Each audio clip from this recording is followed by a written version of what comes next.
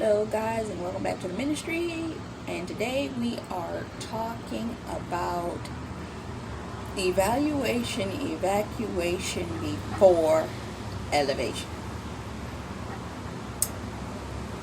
The past couple of days, even this morning, I've been seeing a lot of messages talking about discerning of the people that are around you that you need to separate from before you move into your next season, your next experience, your next part of your journey.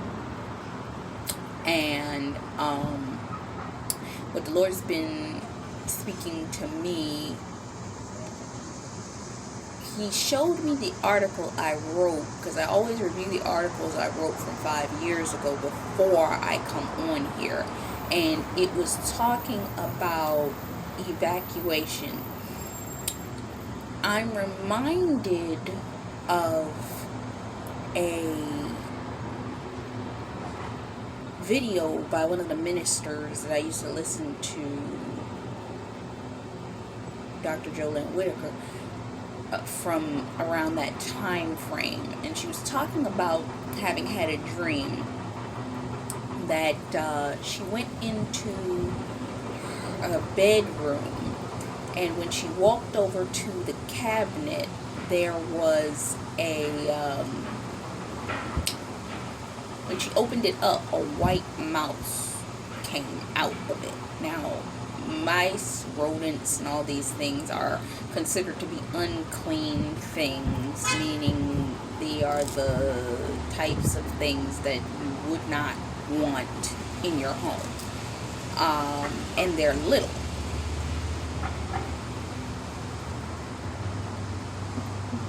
This is a time and a season, and it always happens, but I think we all kind of have this assumption in our mind that when this happens, that is not going to happen, or we forget. But it always happens this way, and I don't understand why it throws us each and every single time this happens. But when you're in a season of transition, the Lord can prophesy something to you through somebody else, actually. Can confirm something that you already saw Him tell you and you needed a little bit more clarity on. And you be sitting there like, okay, I get you, I heard you, okay, right, all right, I got it.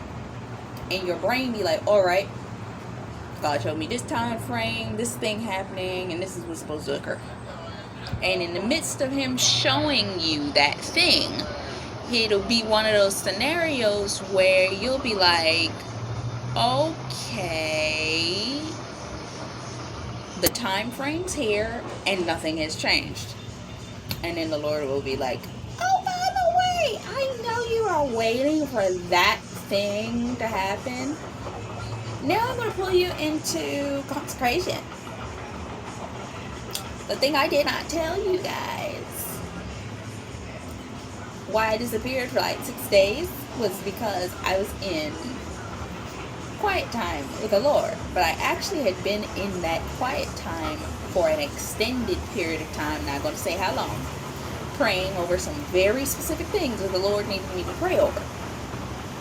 Why? Because there was a time frame in which He showed me something was supposed to occur, and it did not happen. And when it did not happen, I was wondering, what was that? But as I've paid attention to all of the people that I listen to, that the Lord has assigned me to in this season, each and every single one of them around this thing happening, something happened. For example, one of the young women went through a severe month full of warfare right around her birthday. And I was sitting there like, oh. Then the other young woman said, my birthday just passed, and I went through a significant amount of warfare. And I was like, oh. And then I was like, Lord, wait. This thing I'm waiting for, it comes around my birthday. I'm not gonna... Guess what? Yeah. Let me say yeah. But I thank you for the grace and the glory of God that the warfare that everybody else was suffering was not as bad. Everybody's warfare was a little bit different. Mine was even different. Mine was very internal pain related, physical, something to keep me immobile type warfare. It was uncomfortable, didn't like it at all. It went away, came back, went away.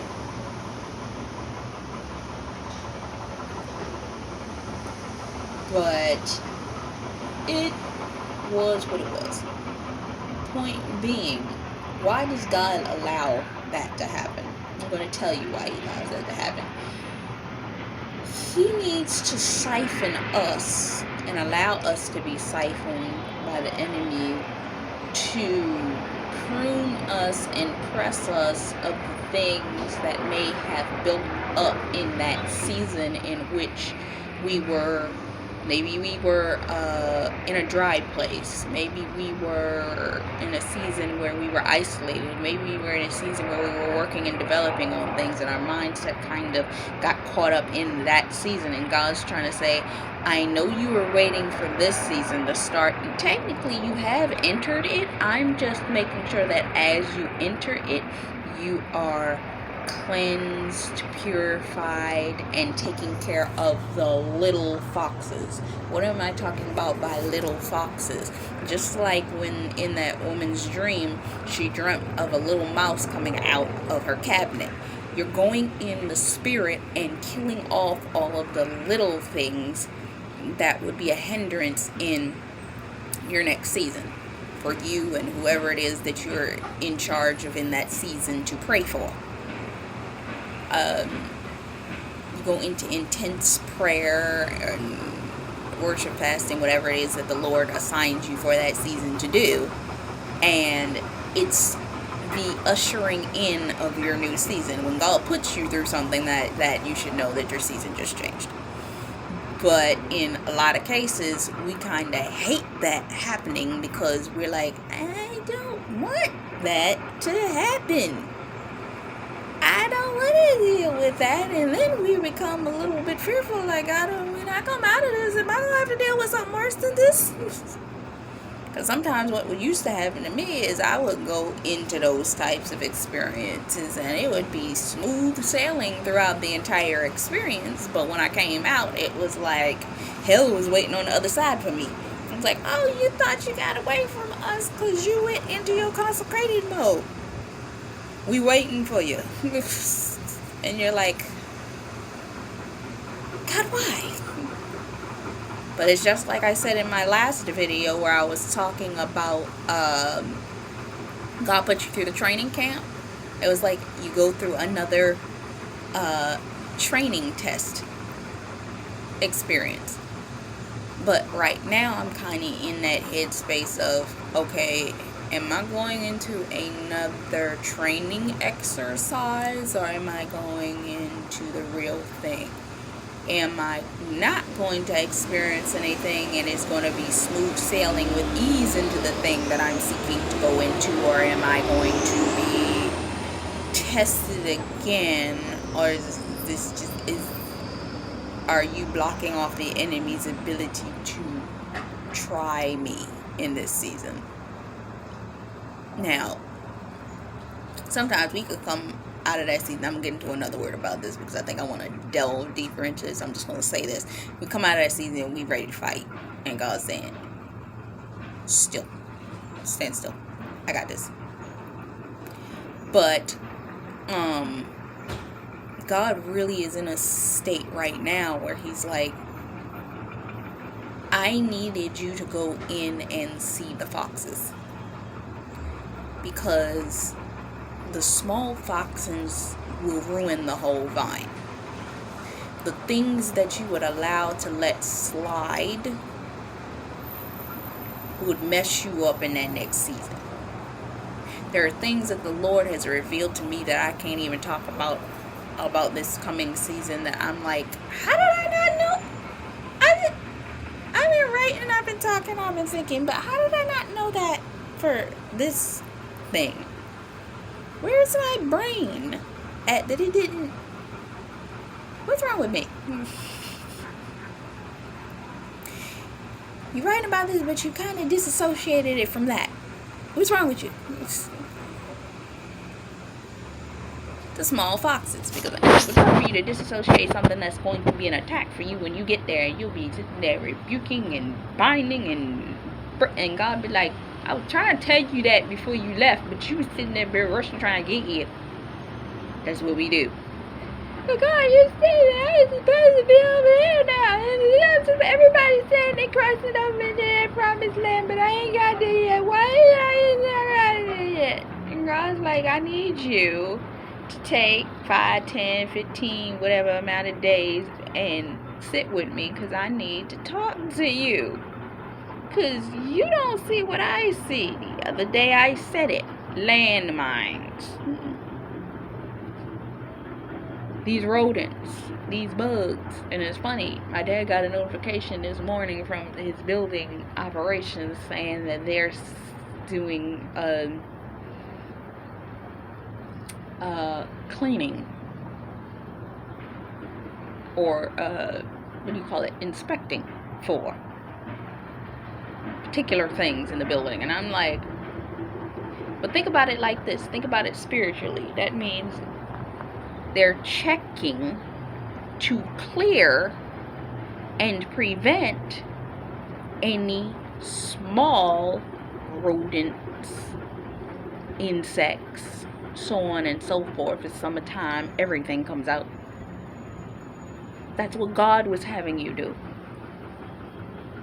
He was having you go in and be an inspector and check all of your crevices, all of the places that they tend to hide. Tiffany Montgomery did a word back in 2019, early 2020, where she talked about residue. And she was talking about, I don't know whether it was her house or she was telling a story about somebody, but she said that somebody went into their garage. They went into their garage, and when they went into their garage, they were seeking, because they saw something, like it was evidence of something flying. And she was like, no. So they went and checked and checked and checked and checked, and ended up finding there was something hidden in a trash can in the back, full of bugs. And she's like, where in the world did that come from? When the Lord puts you through those kinds of checks, He's trying to make sure that there's nothing hidden, because the enemy tends to like to manipulate. Who was it?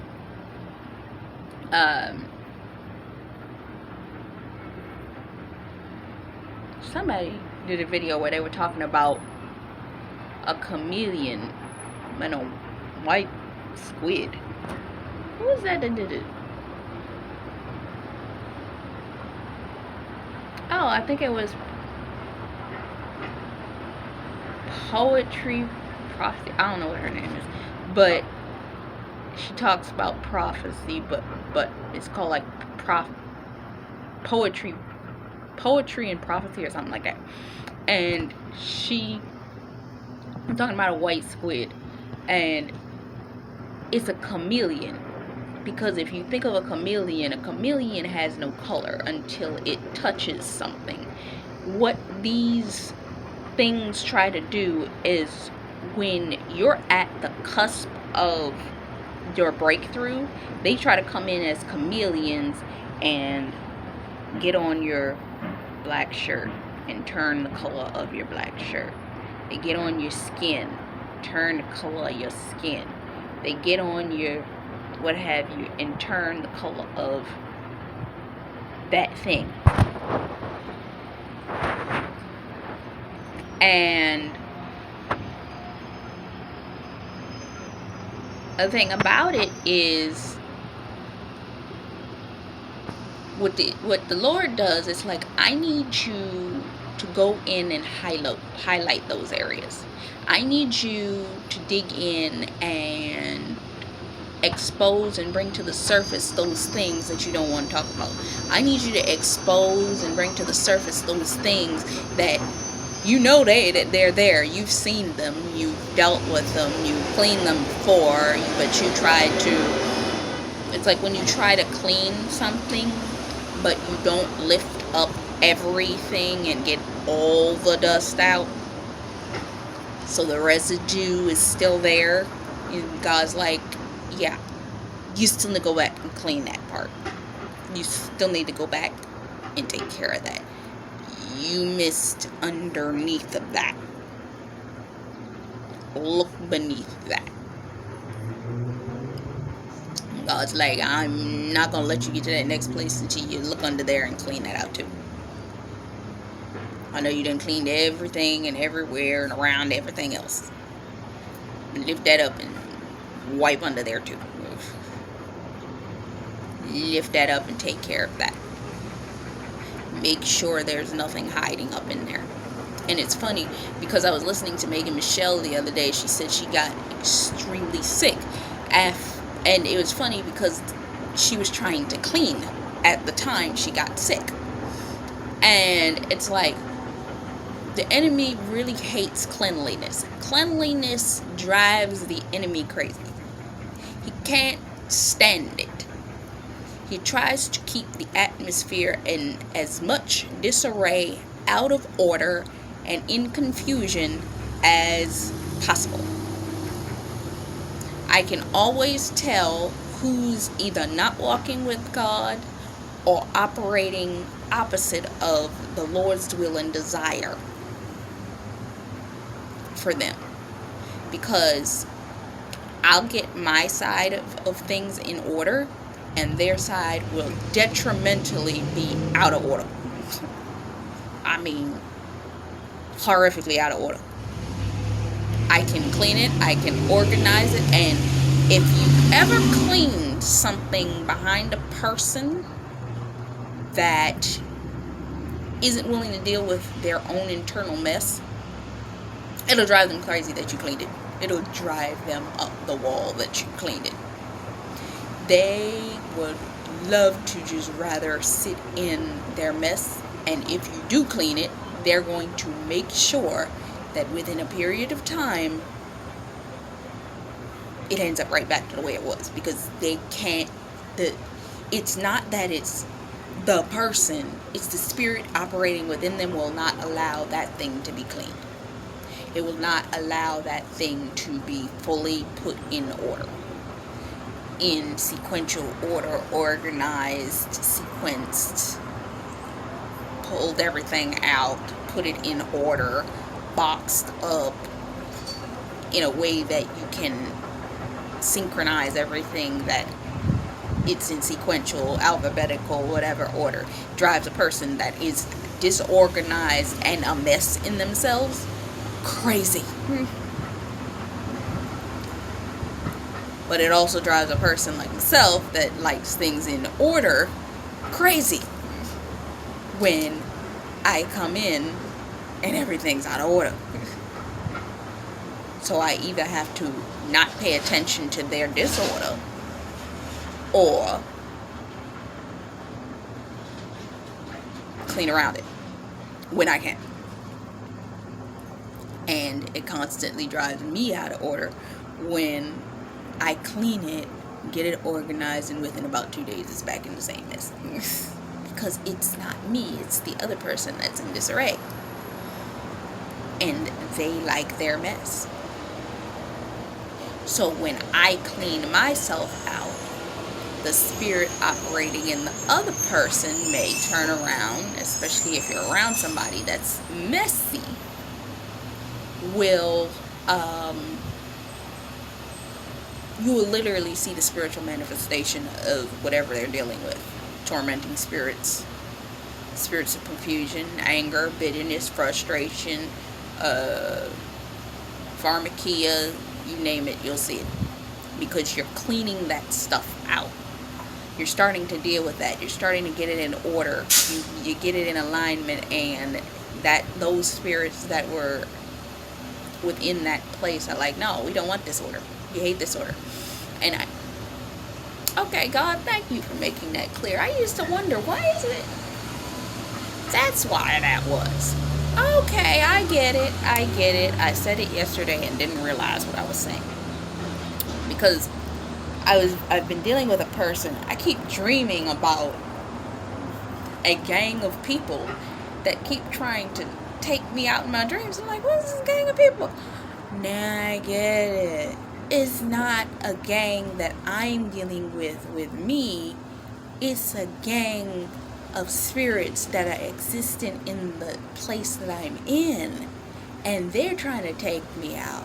And they're trying to reclaim their territory within this. Okay, that's why they keep attacking me in my dreams, and that's why they attack. That's why I had that dream 6 years ago, just before I left, because that gang wanted control again. Okay, and that's what he's been fighting. I now know. All right, I got you. It finally makes sense. I said it because the word states, when the enemy sees and finds his house is swept clean, he's going to go back and find 7 others, the demon gang, worse than the ones that were there, in order to come back. And it's going to be that much harder to get rid of them. That's why I came back. Okay, I got it. Now, I've been trying to figure out why I keep having these dreams about this group of people. It's not me. It's the atmosphere. They're angry. Okay, I get it. And that's why they tried to kill me before. All right, I understand. Perfect example. What I just said is an exact perfect example of what I meant by cleaning up the small things. If you notice a spiritual issue, if you notice there are things that you need to deal with, if you notice there are health issues, problems, little things like that you don't understand, that is going on within your mind, your body, your spirit, your so on and so forth, you go deal with that. And once you go deal with those things, it angers the enemy, because it's like, oh, you're clean. Now I gotta mess up everything up. Yeah, you gotta mess everything up around you, mess the people up around you. This is gonna drive you crazy, because I got to reclaim this territory. The house has been swept clean, so it's going to want to reclaim its territory in the name of Jesus. So when it comes to try to reclaim its territory, if there's still a child of God within that territory, it can't reclaim the territory, because the child of God says, no, I clean you back out. Get out again. Open the spiritual door and kick them out again. It's been a spiritual fight, being in a spiritual fight, because when you start to clean yourself out of those things, the spirit if you're attached to a person that's not willing to clean themselves out, y'all are going to fight, because the spirits that are trying to take over that atmospheric place ain't gonna let you there. I've been wondering what that demon gang was. Now I know. Thank you, Jesus, for revelation.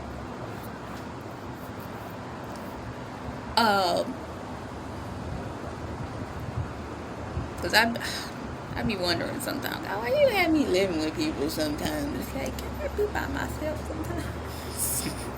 Like, I've lived in spaces with 2, 3, 4, 5 people at a time, and each one of them got their own spiritual. It's like when you are spiritually sensitive,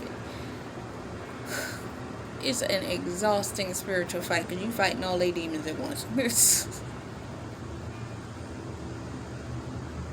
in the atmosphere, in this place that you are, and all that kind of stuff. You fighting all their demons at one time, and you're sitting there like, Jesus be offense, Jesus be offense, Jesus be offense, Jesus be offense, Jesus, Jesus, Jesus, Jesus.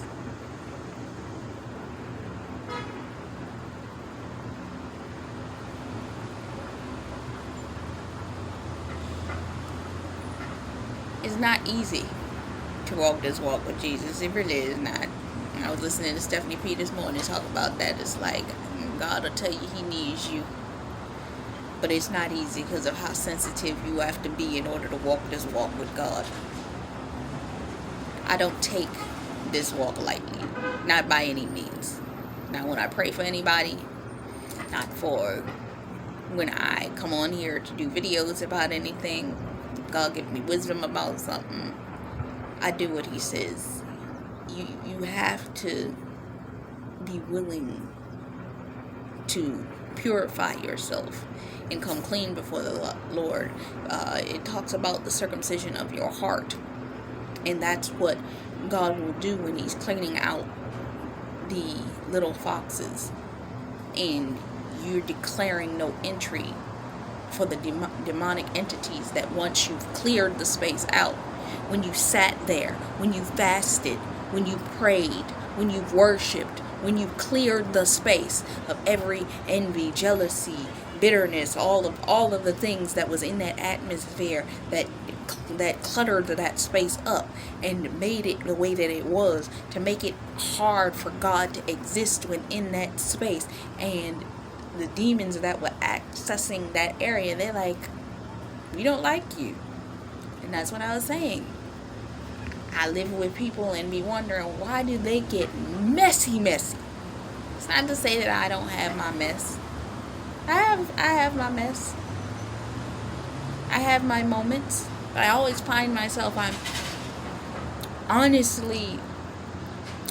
thing that I always fight with myself is I'm working on the assignments of God, and then I'm working on my spiritual walk with God, and I'm working on trying to keep everything else in order, my external appearance in order, my environment in order as much as possible.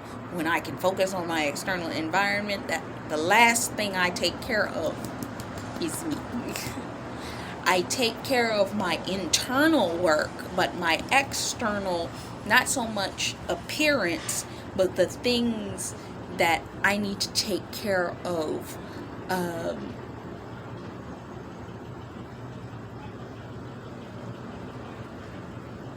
What's the word? TLC, tender, loving, caring on myself. Those sitting in a bath for 2 hours and just sitting in peace like I used to do. I was looking the other day at Bath and Body Works, because I love the strawberry pound cake scent from Bath and Body Works, and the chocolate Merlot, and it's another thing I like. Oh, cherry blossom. I love all of them. I usually get, if I like a scent, I'll get, for instance, I would get the strawberry pound cake in hand cream, lotion, and a body butter, and then I would get the Merlot in hand cream, body butter, and then I would get like the cherry blossom in like a shower gel or something like that. But I love those scents. And because strawberry pound cake is hard to find, I want to get me a few of those if I can get them before they go out of seasonal stock. I hope they're not going out of seasonal stock, because they usually go out of seasonal stock before the end of the summer. They went out of stock. When did they go out of stock? Last year they went out of stock early. I think they had them up until the end of spring, because I couldn't get them before the end of the year. But they seem to be back in stock now, because I saw them online. But I pray I can get that. But it's like, for those of us that are preparing for marriage, that there's this desire to make sure that we're taking care of the external self, getting our showers, our baths. I was thinking about the lavender, there's a lavender sleep thing that I used to use that was great. I remember I did a 21-day purification fast where I was doing the bathing treatments and all of this type of stuff. I did the bathing, the lotions, the all of this. It's similar to what Esther did as she prepared for her marriage. And I'm like, Esther got to do all this stuff in this season. I'm like, this is the last thing I get to do. I don't even have lotion. The closest thing I got right now is my Irish Spring soap that is scented. I ran out of all that kind of stuff before I came here. And I'm missing all that type of thing. It's like, and I'm the type of person, if I ain't got it, I ain't gonna focus on it and cry and whine about it. I'm gonna just be like, okay. But those little things. But God is a God that loves his children. Ask, seek, knock. God will surprise you. And I pray he do. I pray that he does. Because I want my lotions and stuff back. I miss those things. But dealing with the little foxes that spoil the vine, clearing those things out, cleaning, putting the scents, bleaching things, making sure your house is in order, not just externally but internally, making sure your finances are in order, making sure everything is in order so that when God says it's time to go, you're ready to go. I don't want to make this word too long, plus the video is about to end, but I wanted to make sure I touched on all of those areas, because we are coming into a point where you have to tell the enemy no more entry. I renounce you, I denounce you, I uproot whatever assignment that you're trying to do. You have to go in really authoritatively in this season, that after you've cleaned the house out, after you fasted for however long you were supposed to fast, prayed, done everything, now you have to use your authority to maintain that. It's like, I even noticed last night I was seeing a certain amount of warfare trying to rise up. I was like, oh, no, we're not doing that. Stand in your authority. Find the scriptures that stand in your authority to make sure that the enemy has no entry. No entry. Because that's where your wisdom and your discernment are key. So, with that being said, this is Taj McCameron. I hope this blessed you. If you enjoy this, like, comment, and subscribe. I keep forgetting to say that. Much love, faith, peace, and blessings to you. Until next time, bye-bye.